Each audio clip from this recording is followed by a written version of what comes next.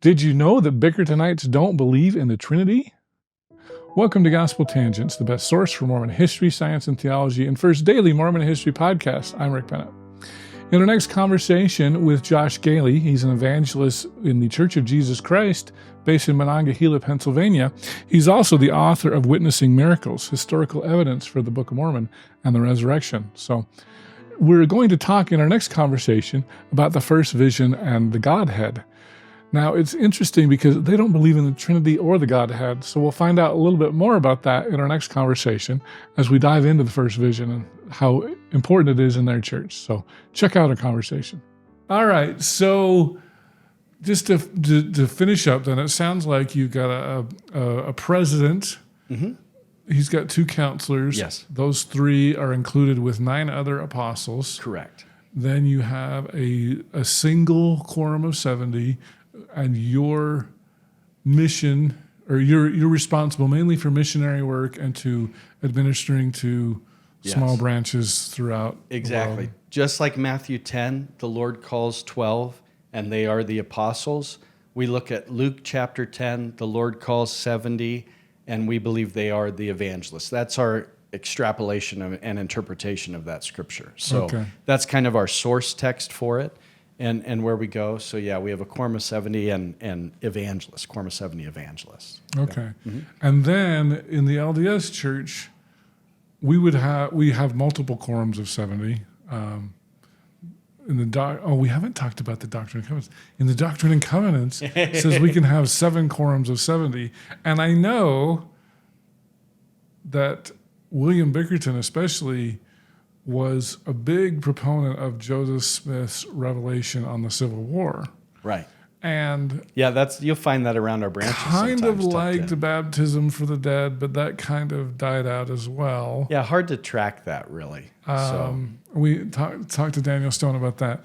But so do you know why your church decided to abandon the Doctrine and Covenants besides polygamy? I mean, that's kind of the obvious one, but I'm not sure I can speak on behalf of the church of the 1850s and 60s perfectly. You know, I do have ancestry that goes back that far, but really? Yeah, I'm 6 generations deep, thank God. Yeah. Wow. So, but I would say that I think for us, when we interpret Ezekiel 37 about the 2 sticks, we look at that as Bible and Book of Mormon, and we don't see a third book being discussed in that moment.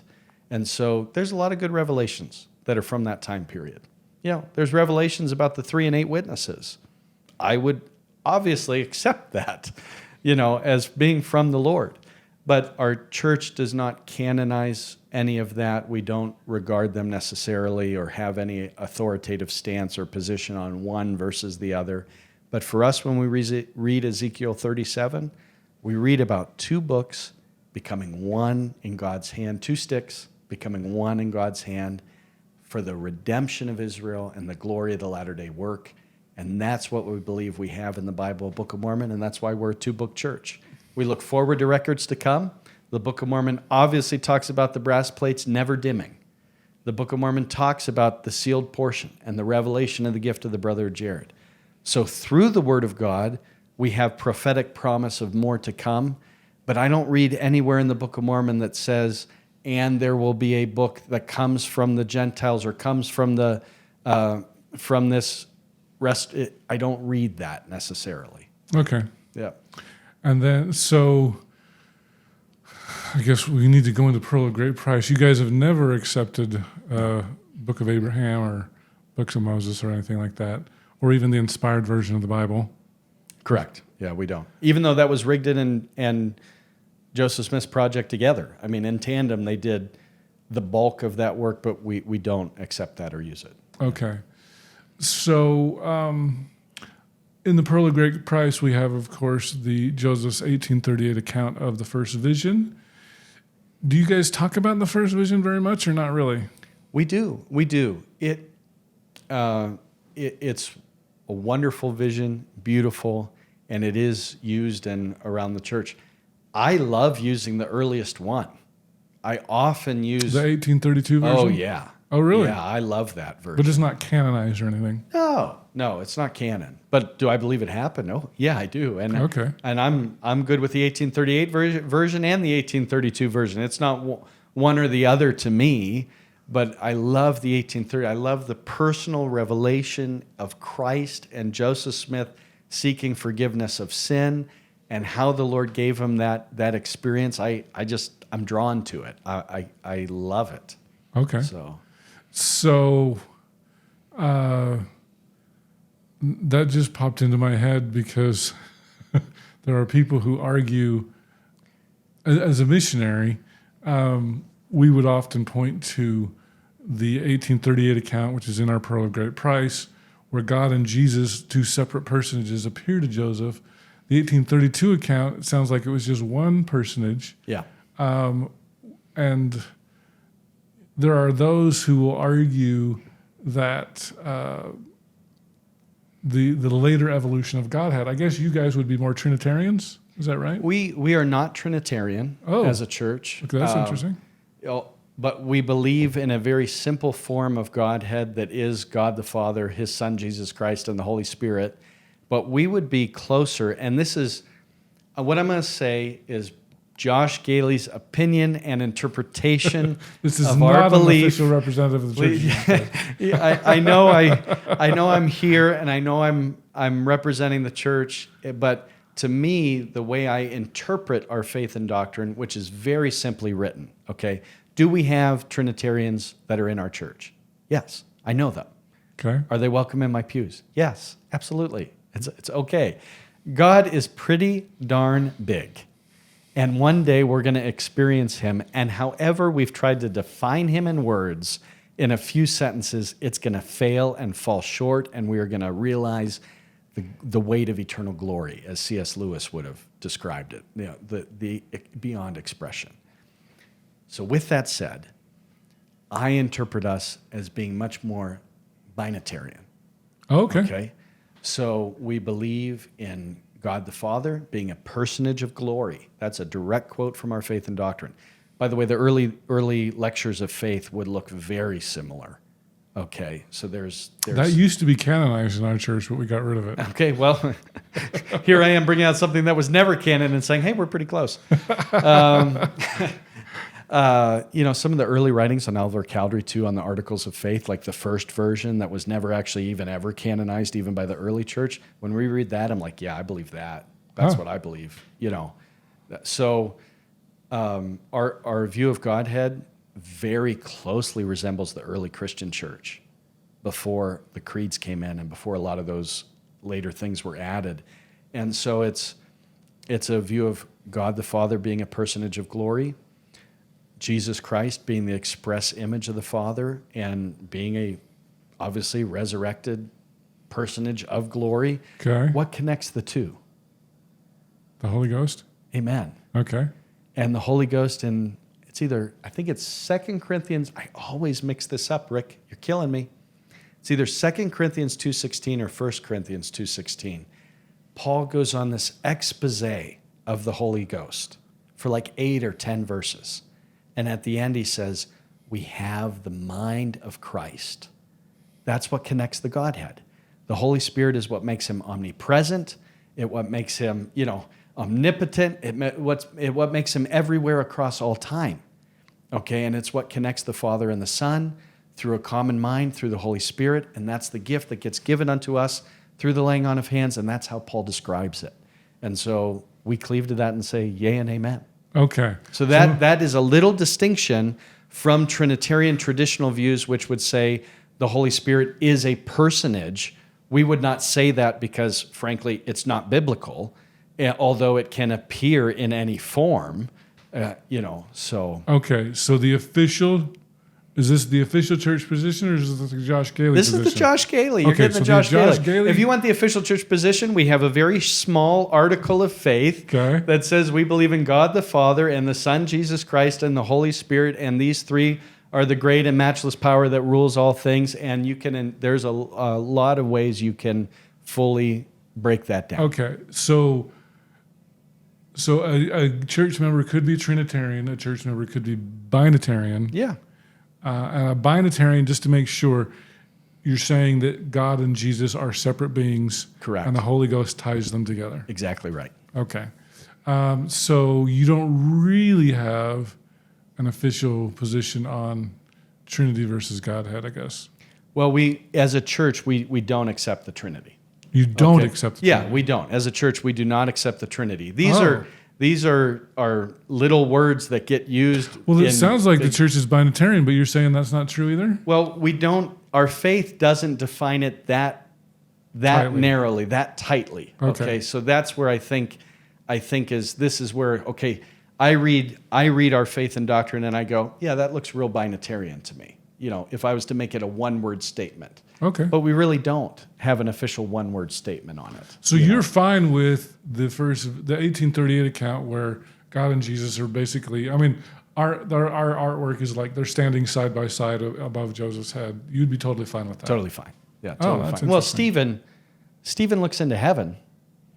Right. Sees God sitting on his throne and Christ at his right hand. So I see New Testament sources that support that. Okay, so I'm very comfortable with it. How would you deal with Stephen otherwise, looking up and seeing two personages in heaven? As a missionary, we would pull that out all the time. Yeah, there we go. Pass me the name tag at the end of the interview. Well, cool. So So you've got president, apostles, 70s. Yeah. Now, in the LDS church, we would have a group of about 4 to usually 12-ish congregations that we would refer to as a stake. Mm-hmm. Or I guess the Catholics would refer to that as a diocese. Community of Christ refers to that. I think they have more like 30 in what they would call a mission center. Do you have a similar structure in your church? We have regions. We used to call them districts. This is very flexible. The general church could change this. The ministry could change that structure. Okay. We do break apart the domestic church into regions, and international church are usually broken down into countries and areas and are overseen by the evangelists. So, but overall, so an evangelist would be what we would call a regional president or a stake president, kind of a thing? Well, regional presidents can be any minister. Yeah, okay. And even elders, our ministry or pastors or elders, it's all the same. That's synonymous. Okay. Phrases, really. The official office title is elder for our ministry, for our ministers. An elder can oversee international work as well, but typically the evangelists are overseeing a lot of that, most of that. And even if it's an elder overseeing that country, they're reporting to under the Q70, under the evangelist. Okay. Yeah. Do you call it a quorum of 70? Yeah. Quorum of 70 evangelists. Yeah. And so that was another question, because we would pull that out of our Doctrine and Covenants, but you had a biblical reference? Just Luke chapter 10, the Lord called 70. And that's our scriptural reference. So you wouldn't go beyond those 70? You wouldn't have 7 quorums of 70, for example? Not today. No, not today. In the future, you could look at it this way, I guess. There were 12 at Bountiful that the Lord called, and there were 12 in Jerusalem. So there were 24. I see. At the same time, our structure today is 1 quorum of 12 apostles, 1 quorum of 70 evangelists. I don't see that changing, but that, I do see what the Lord did at Bountiful and Jerusalem. So, okay. Trying to think of what else there is. Anything else that I'm missing? No, I don't know. It's a lot of turf. It's a lot of turf. This whole idea of speaking in tongues being so active in your church is really interesting to me. Yeah, we have that throughout the church. It's not an every meeting thing. I know. I was very disappointed. Keep coming. This is our way to get you back, Rick. Keep coming. All right. So when you keep coming, I'll be like, don't speak in tongues. We want Rick to come back. I'm kidding. It's never planned. So it's one of the gifts of the Spirit. Talked about by Paul. He talks about prophesying in tongues. It's one of the gifts of the Spirit throughout the Word of God. So for us, it's an active part of our church. And it's one of the gifts of the Spirit. Not everybody speaks in tongues. It's not some Christian churches in like certain denominations within evangelical would say, you don't have the Holy Ghost unless you speak in tongues. We don't do that. That's not how we feel. Okay. Have hands been laid on people and they've spoken in tongues when they've had the gift of the Holy Ghost? Sure. Yes, that's happened, but it's not a requirement. It's not even probably common, but it has happened. And so we accept the gift. We seek interpretation as Paul recommended and really strongly desired to be in the church, to eliminate confusion and to allow clarity of the Spirit to shine through. And so you will see brothers and sisters in that gift used throughout the church. And it happens. It's not an every branch thing. It's not an every location thing, but it is prevalent around the world. Okay. Yeah. Well, very good. I hope you enjoyed our conversation with Josh Gehly, an evangelist for the Church of Jesus Christ and author of Witnessing Miracles. In our next conversation, we're going to talk about their version of General Conference, but it's only available to newsletter subscribers. So subscribe to gospeltangents.com/newsletter, and you'll hear what we're going to talk about next. Yeah, every 6 months. Yours is every 6 months, April and October? Yeah. Our spring conference is really our spiritual conference. There's very little business per se, but it's more of a big gathering to bring the saints all together. And It's wonderful. And then October is our business conference. That's when there's spiritual things too. We're always rallying our young people and doing youth activities and just bringing the saints together. But October's our business part of the conference as far as that goes. Thanks for listening, and I hope you continue to enjoy Gospel Tangents. Consider becoming a Patreon or go to gospeltangents.com/shop, and you can get a cool tie, a hat, or even a nice mug. You can also get a sweatshirt. So check it out at gospeltangents.com/shop.